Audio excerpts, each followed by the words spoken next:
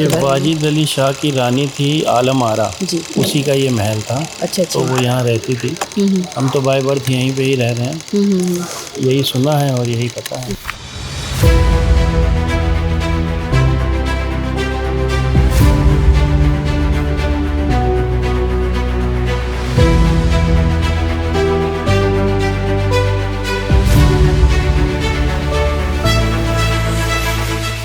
लखनऊ के दक्षिण में बसा आलमबाग, जो इस समय शहर के व्यस्ततम इलाकों में से एक है।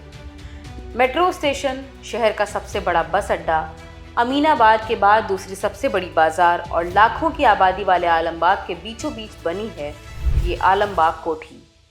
आपको बताते हैं कि कब ये कोठी अस्तित्व में आई और कैसे बेगम के एजाज में बनवाई गई ये जगह क्रांति की गवाह बनी। अवध के कोने कोने में कोई न कोई एक ऐसी जगह जरूर है जो अपने आप में एक पूरा इतिहास समेटे हुए है।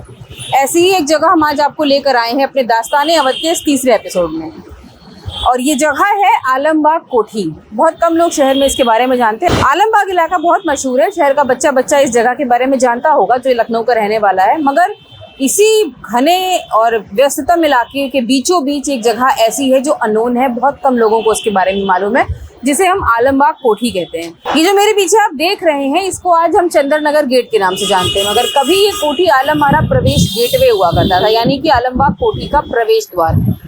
आलमबाग कोठी अवध की वो विरासत है जो 1857 के गदर की गवाह भी रही है। तो दास्तान यूं शुरू होती है कि अवध के नवाब वाजिद अली शाह की पहली बेगम थी आलम आरा। ये वक्त था वाजिद अली के बाबा जिन्होंने छोटा इमामबाड़ा बनवाया, यानी मोहम्मद अली शाह का। साल था 1837, जब ये कोठी खास बेगम आलम आरा के रहने के लिए बनवाई गई। जब आप कोठी आलम आरा गेटवे यानी चंद्र नगर गेट से थोड़ा आगे चलेंगे तो लगभग 3 मिनट चलने के बाद आपको नजर आएगी लखौरी ईंटों से बनी ये 2 मंजिला इमारत, जिसकी बनावट में कुछ यूरोपियन शैली तो कुछ अवधी शैली का अक्स नजर आता है।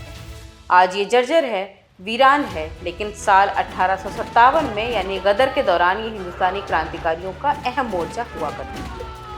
उसी दौरान ये किले में तब्दील हुई और स्वतंत्रता के पहले संग्राम में अहम भूमिका निभाई। ये आलमबाग कोठी न केवल बेगम आलम आरा के रहने की जगह थी, न सिर्फ ये क्रांति की गवाह थी, बल्कि इसने एक और क्रांतिकारी परिवर्तन भी अपनी आंखों से देखा। वो ये था कि अवध की बेगमों ने महलों से निकलकर, नकाबों से निकलकर जंग में अपना वीरांगना रूप दिखाया।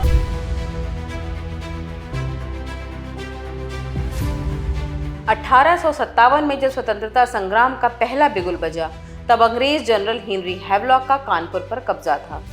लखनऊ पर कब्जा करने के लिए वो कानपुर से लखनऊ आया और ये रास्ता आलमबाग से होकर गुजरता है।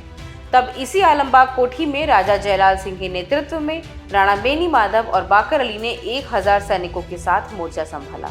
हालांकि अंग्रेजी तोपों के सामने ये ताकत कम पड़ गई। ये जो चंद्र नगर गेट आप देख रहे हैं, जहां इस वक्त मैं खड़ी हूँ, इसका भी अपना एक इतिहास है। 1857 की क्रांति के बाद जब ये पहला स्वतंत्रता संग्राम अपने अंतिम फेज में था, अंतिम पड़ाव पर था, हेनरी हैवलॉक बीमार था। इसी आलमबाग कोठी में वो रहा करता था और शायद यहीं या फिर दिलकुशा गार्डन में उसकी मौत हुई थी। बताते हैं कि उसके बाद अंग्रेज़ों ने इस जगह को, ये जो चंद्र नगर गेट है, जो कि कोठी आलम आरा प्रवेश गेटवे हुआ करता था, इसको वो जगह बना ली जहाँ पर क्रांतिकारियों को फांसी दी जाने लगी। इसलिए बाद में ये चंद्र नगर गेट होने से पहले और आलम आरा कोठी प्रवेश गेटवे होने के बाद बीच के हिस्से में ये फांसी दरवाज़ा भी कहा गया। लखनऊ गजेटियर में भी ये बात दर्ज है कि साल 1858 में फरवरी के महीने में बेगम हजरत महल हाथी पर सवार होकर आलमबाग कोठी पर हुई लड़ाई में शामिल हुई। इस कोठी ने कई क्रांतियां, कई बदलाव और कई इतिहास बनते बिगड़ते देखे हैं, मगर आज हालात ये हैं कि इस ऐतिहासिक धरोहर का अपना ही अस्तित्व खतरे में है। ये तब है जब इसे राज्य संरक्षित मॉन्यूमेंट भी घोषित किया जा चुका है।